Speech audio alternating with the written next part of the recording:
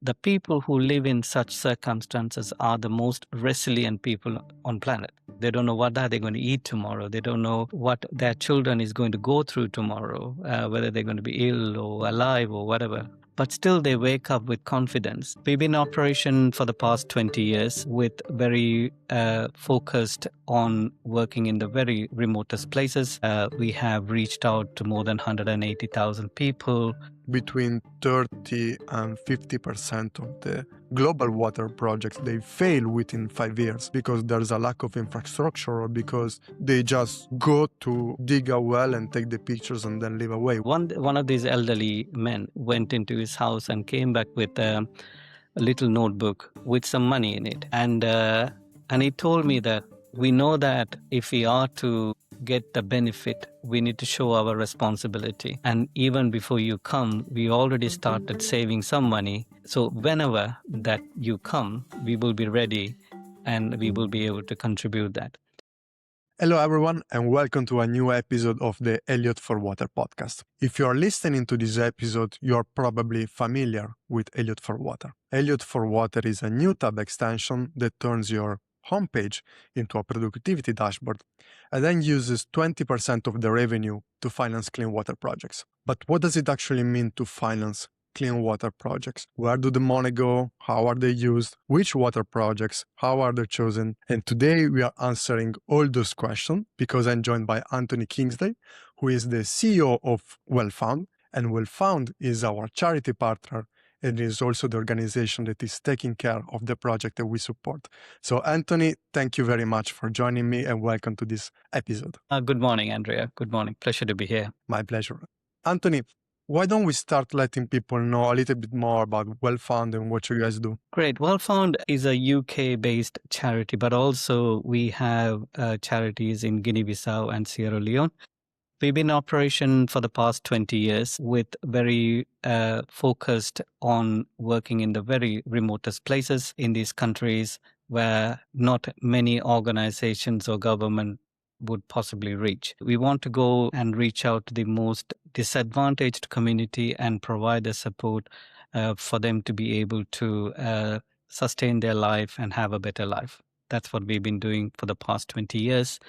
We have reached out to more than 180,000 people with more than 240 villages across these countries. This kind of makes me laugh in a good way because it reminds me exactly why we started to work together in the first place, because the whole goal that we have with Elliot for Water was to go to the villages that no one else go. And the fact that you've been doing that since the very beginning, it just reminded me how we got started. And actually our story goes way back. And we did already have created together, financed a water project in Guinea-Bissau in the village of number of 350 people. So do you have any update that we can give?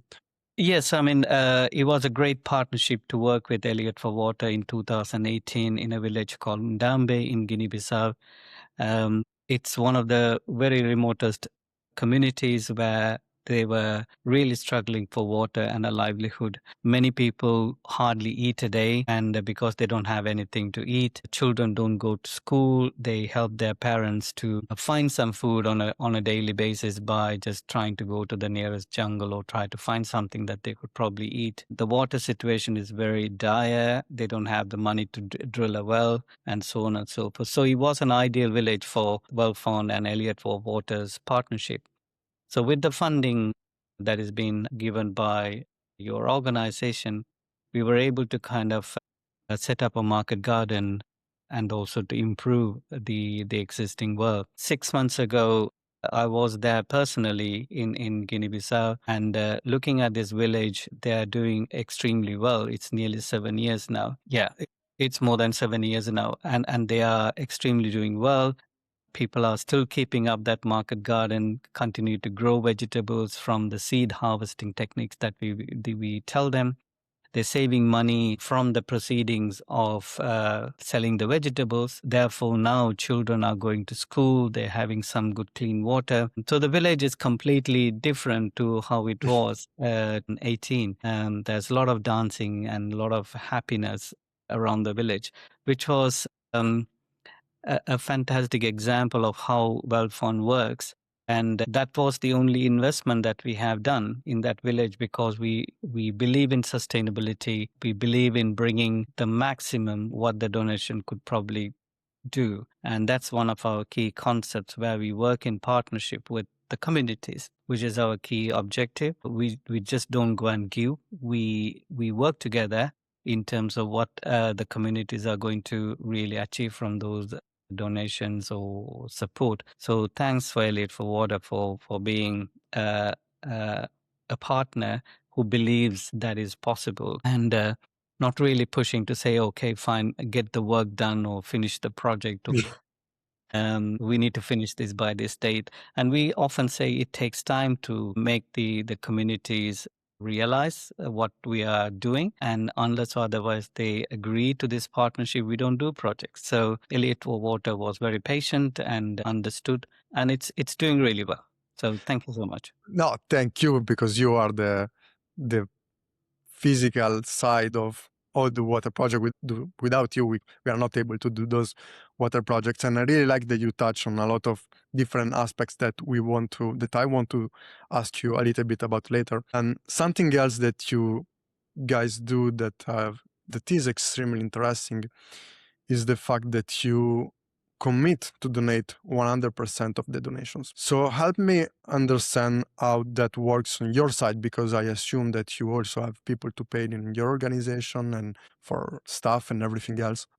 Yes, we commit 100% of every donation that comes to projects is being spent on the projects, and we audit them. We confirm that through financial means, and this is possible because the WellFound has some properties in London where we rent them out. And that is that income which covers the day-to-day running cost of the organization, and of course to pay the electricity and all sort of things, including my travel to these countries, is being covered by that. Therefore, we can commit to 100% of the donation goes to those countries, and it is important that we do that, and this financial model is sustained.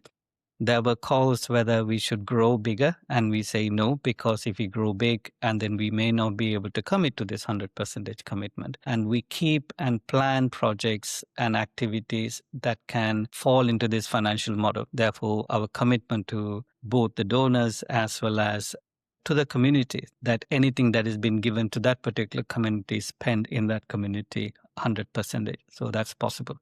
That's why we do it. I don't think we could have found any better partner for our water projects, to be honest, because you are checking everything. 100% of the donations, the projects are extremely sustainable. You work in all those places where no one else is willing or is able to go because they are too small, which is also a reality of some of the biggest charities, where some projects, they are not worth the effort because they might be too remote or too costly for them. So I think your work is extremely important. And we touched about the money, the donation. On our side, again, we generate our revenue, and then 20% of that goes to you, which then is redirected to the project that you see fit, to the project that you are realizing. But how do you choose the communities that you want to work with? What is the criteria? How are you able to pick up a village and the functionality, the organization? Walk me through that process, because it feels like it's almost the most difficult part to do. Correct. Yes. I mean,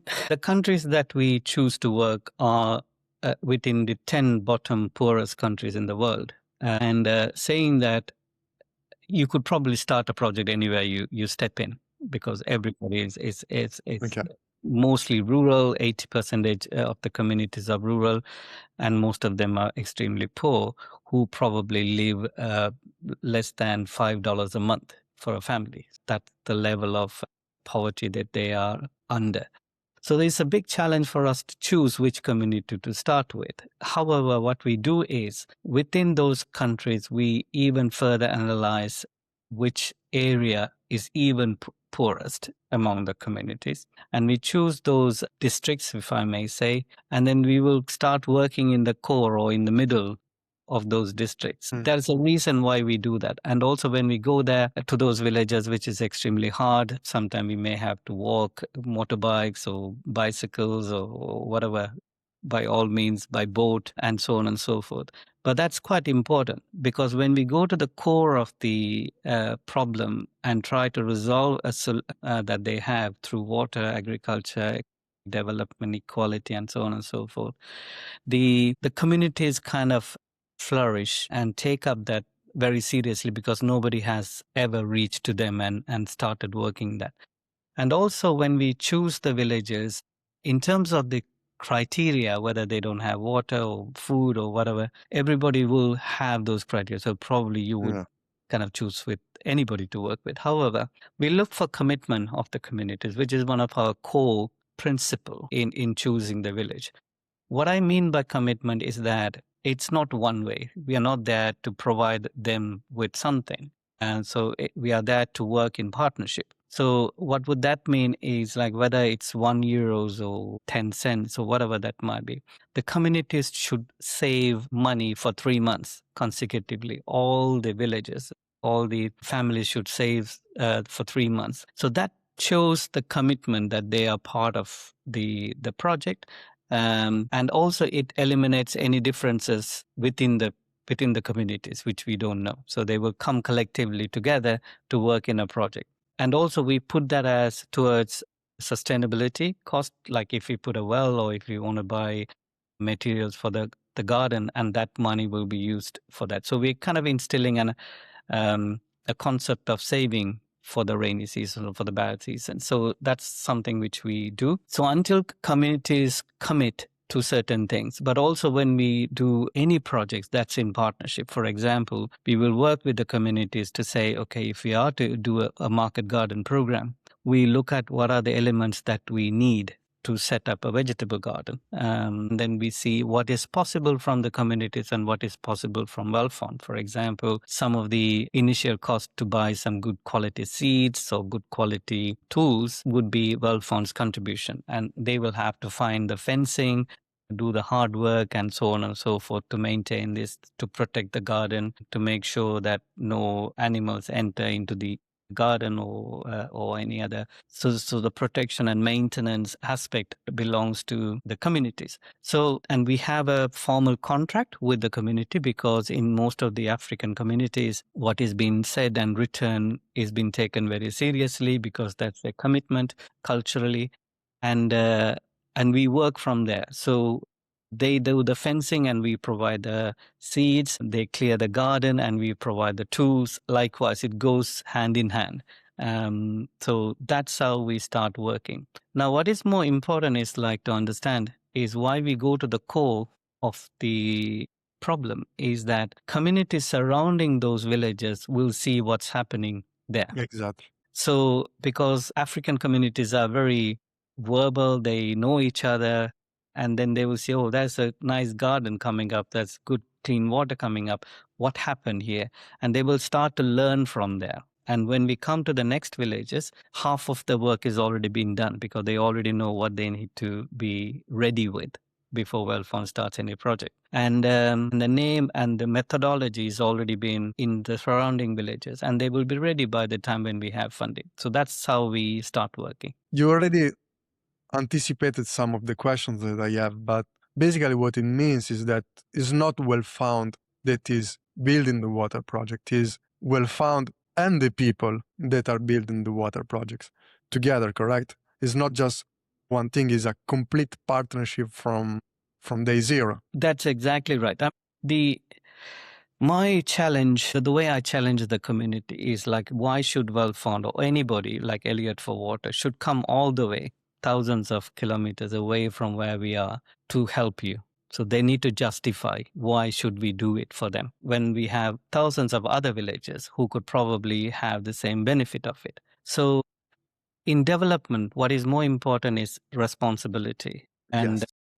it's not about money, it's not about the efforts, it's not about skills. It's about responsibility to resolve my own problem. And we are there to support that process. And we can't take it for granted that, okay, fine. And we are not problem solvers. We are there to support them to solve their problem. So that's the kind of approach we take it until they realize that they have the responsibility to solve their own problem. We don't even put €1 into those communities, which is very important. And that's we take the time. It does take time for communities to realize, and we need to understand that these communities are so remote, have no exposure to the outside world, and they have never seen something good in their life. And we are talking about something good for their life. And it takes time for us to explain what that good might look like. Even they've never seen their children being well and healthy. And when we talk about your children being healthy, it's something that they couldn't really understand what that means. And in some of the villages where we work, they never seen a running car in their life or a motorbike or whatever it is. They might probably see a plane flying over, but they don't know what that is. So we are talking about communities who are extremely underknowledged and not connected to the mainstream world. So it takes time for us to bring that idea of what good might look like is a very interesting concept, and we take time for them to do that.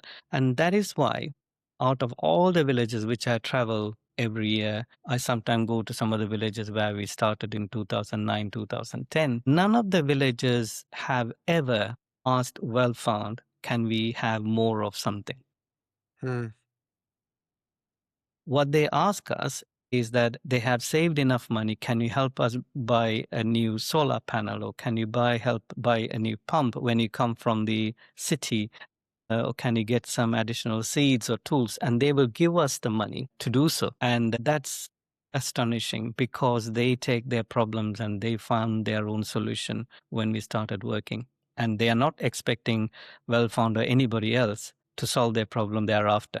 So that's the approach. So it's just not only wells and market gardens and sanitation facilities we support. It's the concept of dreaming better, concept of achieving something and work out that possibility. It's helping them shape their life. It's not going and imposing a solution, or like you said before, finish the water project in 6 months and then go away. Is they know what they need. They just need a little bit of support to put that in place and to take charge of everything that is going on in their life, because from then on, they are going to be responsible of creating their own future again, which is probably the most, without probably, it is the only way and the most sustainable way that there is to create these projects. And you said that it takes time. You say that it's a long process. Out of curiosity, how long does it take, generally speaking, from when you find the project to when the project is done? And I believe also after the project is done, because, for example, we say that our project was 6 years ago and you went there 6 months ago again. So it's not something that you do and you go away. It's a constant process. Yes. So once we have identified the villages, so of course they need to kind of prove us they are going to be a good partner and work with what has been agreed between both of us. The capital work would probably finish quickly. That's the easiest side of it, like whether to install the market gardens or to install the well or kind of support the community to build sanitation facilities. That's the easiest part. And then we continue to work with them to make sure that the community makes the best use of those facilities, to kind of keep an eye on it. Of course, there will be issues and problems, and we support them and mentor them to resolve them into it. We also try and bring communities who have been quite successful, bring some of those people to talk to those communities of how they have resolved such problems and how to prevent them. So it's much more of a peer-to-peer support, because we can't be there all over. So we kind of look at and mentor communities through other communities as well. So generally the principle is like we kind of keep an eye on communities for about 3 years after the project. Since most of the villages are chosen in a particular area for better to save money on transport and staff timing, we don't need to employ too many staff and so on and so forth. Just to give you a context, in Guinea-Bissau, we only have 5 staff full-time, and we are managing nearly 20 villages each year.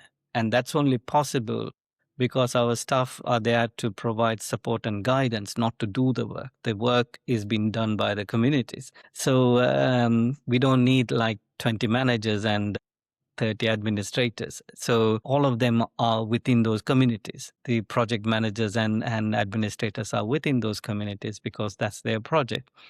So that's where the value for any kind of donations or any grants comes into play, because we bring a lot of in-kind support to the program to make sure it's sustainable. So on an average, we work around quite intensively about 3 years by the time the communities would have adapted to something. Now, I'm not saying everything is perfect. There are some communities who fail to adhere to those standards. It's very important. And why we have this 3-year kind of a framework is to make sure that the commitment that we had mutually is being respected and adhered to.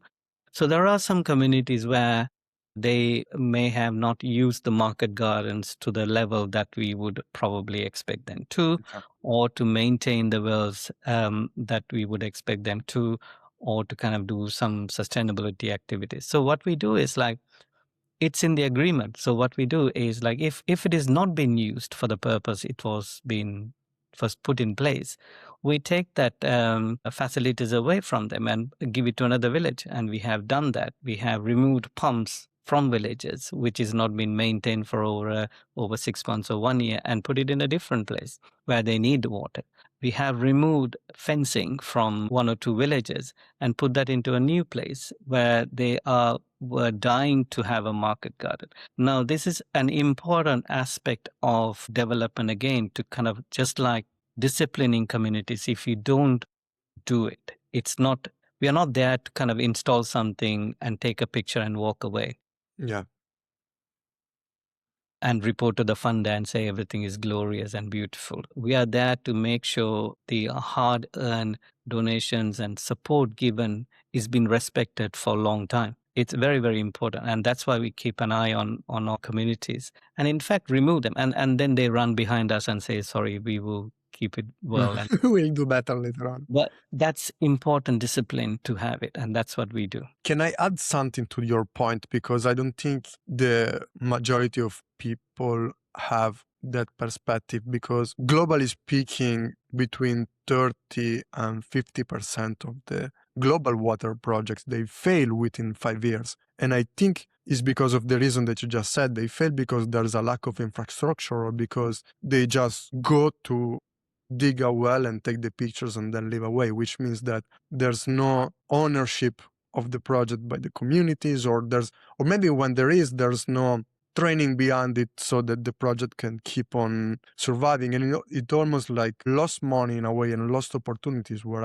which is why it's extremely important, the things that you just said, where you need to work with the people, they have to be responsible for everything, because this is the only way to make it sustainable for the long term. Otherwise, the project will just fail within the first 3 years. So what would you say that there are the biggest challenges when you do a water project? Is it finding the right community, or is it the post work? Is it the infrastructure? Well, the most challenging aspect in our project is to find the mindset of the people. Like, for example, for many, many years, they have this concept that if a non-governmental organization or organizations wants to do a project and they come and do it for them and then they walk away. And the communities do expect, if anything goes wrong, it's the responsibility of those organizations to come and repair it, which is not part of it. And to be fair, many organizations who do water projects create a sustainable, like training some local people or give some tools and so on and so forth. But it has been done in a hurry. And that's the kind of mindset. For example, in Sierra Leone, when we did our first kind of exposure, and also this is the case in many cases when we choose to work, in which village we choose to work. If we find a well or any kind of project activities that is not functioning, which has been done by a previous organization or a government, we never start working there. And we asked why that particular well is not functioning, and they will say one particular fundo, the government did this well, and we're waiting for them to come, and they will be waiting for 20 years to come. The next question is, why have you not tried anything to repair it? And they would say, it's not ours, it's theirs, type of thing. And that's the mindset that is the biggest challenge for WellFound to come across, because they expect WellFound to come and do and drill a well or put a market garden and walk away and everything will be fine. So that is what we challenge, is the biggest thing. That's from a community perspective. From a technical perspective, the countries where we work are extremely dry, and the geography and the geology is extremely hard to get good clean water. That's a huge impact on climate, where the groundwater level is getting lower and lower and lower. And there's a lot of salinity getting into the main clean water system. So again, we have to kind of find ways to mitigate those things. One is the community's challenges, but also the climatic and geological challenges is also one of the key things, which means that the drilling of well is becoming much more expensive because you got to go quite deep to get the water. So those are the two main things that are the main challenges, I would say. And since you're doing projects that are, at least to me, they are quite different from other projects because of your approach, because of you just said in terms of the mentality and the way you work with communities. So how is WellFound measuring the impact? Do you measure impact based on water, based on people help, based on the long term, maybe the amount of years that the project keep on going? Yes, I mean, the impact is measured on the basis of sustainability. Like,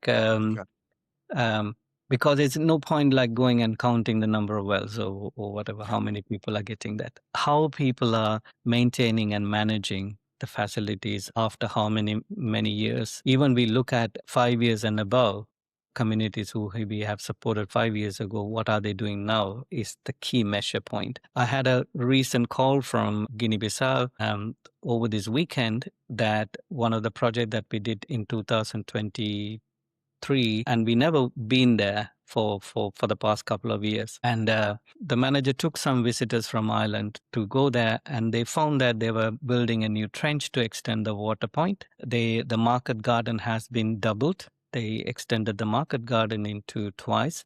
They start to build a new small school for the communities, and so on and so forth. So none of it has been supported by any other organizations or government. It's completely 100% from the communities themselves. So, and it is a surprise for WellFound. So we just went there on the way, and this is something which we do. We just go unannounced or whatever. And that's a good measure for success of sustainability, and how much the communities have taken that on board and seen the benefit of maintaining a good well and expanding the market garden, the knowledge and the benefits of such things, being healthy, washing their hands, having their own toilets. It brings dignity to the communities. They always say that now we can invite our friends and family to our village because they have a decent place to go and have decent toilet to go, or have a clean water and have some fresh vegetables to eat. So we work with dignity and pride in these communities, which they take on very well.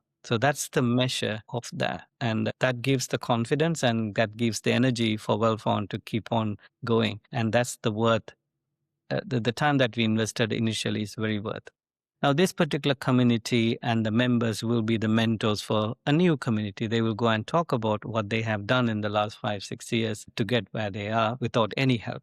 So that's the kind of dominoes effect that we wanted to create. My next question was going to be, what is the meaning of water behind access to water, behind drinkable water? And you kind of touched on that, because from that access now, this village is growing their own market garden, is growing their own well, is buying new school. So if you were to explain someone who has never had anything to do with access to clean water, if you need to tell him, this is exactly what access to water mean beyond the fact that they can drink water, what would you say? Well, I mean, as we all know, I mean, water is the core component of our own life. Like, we ourselves made up of 80% of water anyway.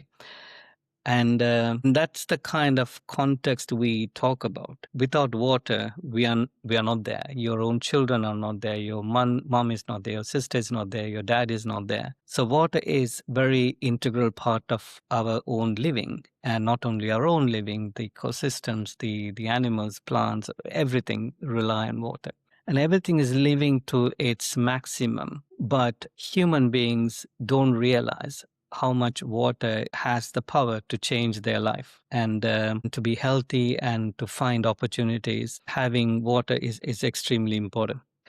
And we kind of try and explain to them the integral aspect of water has on everybody's life. And the love, the care, the responsibilities, everything kind of has become integral part of it. And that's what we say. WellFound use water as a tool to enter into community's mind and turn that into responsibility, and turn that into to dream and have a positive vision for their own thing. And we never say that, okay, we will give you a hospital, we will give you a school, or we will give you a playground, or we buy footballs, or whatever that might be. We don't say that.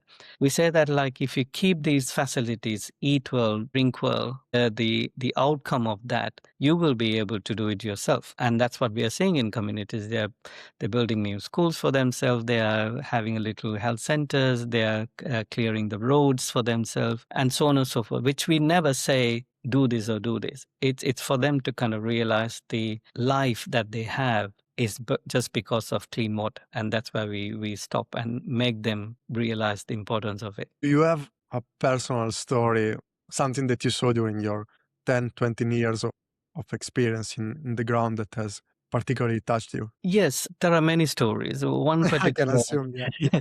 one particular story is 3 years ago when I was traveling in Sierra Leone. Apart from seeing the villages, we also kind of go and see other villages in the area which we think could potentially be beneficial for it. So we talk about a number of aspects, and one of these elderly men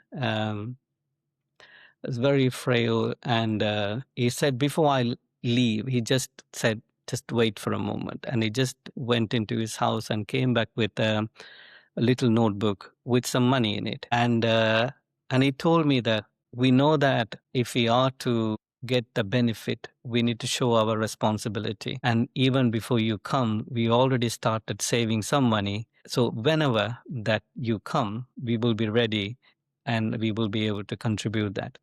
I was particularly touched for a couple of reasons. One is that yes, they have heard about WellFound and how WellFound works is one thing, and the second most important thing is any money that they save without any income would impact their day-to-day life. Like, for example, they may not be able to eat something, or they may not be able to go to hospital, or whatever that might be. For them to be able to save it, not knowing when a project would come, shows how much they believe in themselves and willing to have the sacrifices for a better future. And at that point, I was thinking, like, over the past 15 years working for WellFound and being very strict about sustainability and making sure communities take up this responsibility has reached to some remote villages, which I never had a plan to visit. It's been seen there was really inspiring. And what I've been telling this story to many people. And I say that, first of all, we need to come out of this idea that communities who are extremely poor and have nothing doesn't mean that they are not willing. We never asked them, or when we never took the time to work with them. But they have the capacity, they have the vision, they have the energy. It is about finding the right way to harness that vision, the energy, to the benefit of their own thing is very, very important. And I still have that picture of that elderly man every time I see it, which is very, very important thing. And we need to trust the process. We need to trust the people that they will and they can do it. And one of the key things that I tell many of the friends and donors and even my staff is that the people who live in such circumstances are the most resilient people on planet. They don't know what's going to happen tomorrow. They don't know what are they going to eat tomorrow. They don't know what their children is going to go through tomorrow, whether they're going to be ill or alive or whatever. but still they wake up with confidence and take up the day and go for it and spend the day in somehow manage it. So you need to work on that resilience and the fight for life. The energy that they have is very, very important. And if you work with that, then any projects will be successful. I don't think there's a better way to end the episode. And Anthony, if I ever have any moment of down or any moment where I'm having a existential crisis about what we are doing, I'm going to go back to this episode. I'm going to listen it again and listen to all the things that you just said, the impact that you guys are having, which is where I would like to go towards. Thank you very much. It's Thank been an absolute pleasure to talk with you. Let's end it with a call to action. Where can people and organization find you? How they can support WellFound? Let me plug Elliot for Water in. So yes, use Elliot for Water, and then indirectly you will be supporting WellFound. But if you want to support WellFound directly, how can they do it and where can they donate to? Yeah, great. I mean, we strongly believe in partnership. We can't do this alone. Of course, like we can work with Elliot for Water for as many years to come.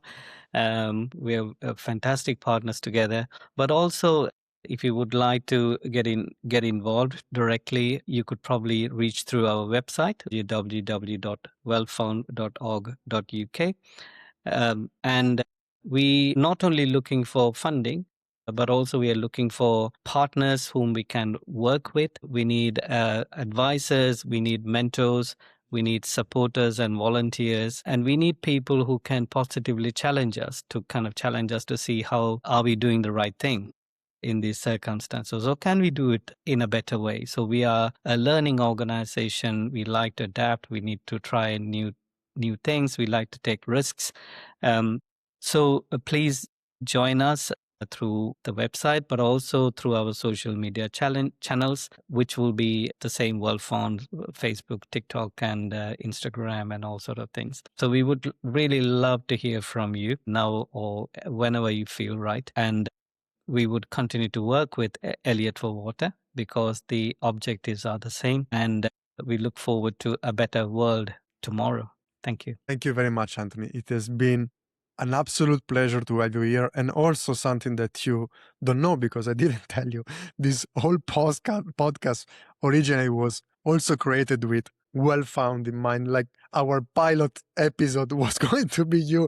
Everything that we studied from the beginning was to come and do this episode. So you have been the North Star of what the reasons why we started this podcast. So thank you very much. It has been an absolute pleasure again. And for everyone who is listening, thank you very much for joining the podcast, for watching this episode. And if you're watching us on YouTube or Spotify, just click on the subscribe button, like it, share it with your friends, comment. And that's it. I will see you in the next episode. Anthony, thank you very much again. Thanks, Andrea. Bye.